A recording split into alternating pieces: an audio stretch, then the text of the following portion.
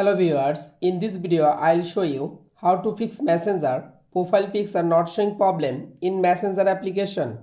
If you want to solve this problem, please follow the step. Step 1. Long press or long tap in Messenger application. Go to Apps Info. Click on Storage.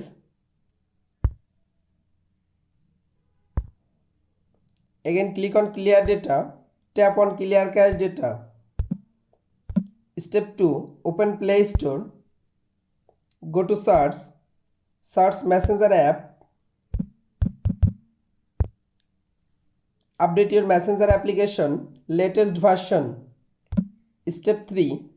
Restart your device and again open it. Step 4. Again open your Messenger application. Click on 3 line.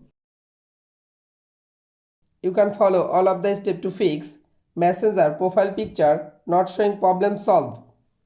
If this video helpful for you, please subscribe our channel and like this video.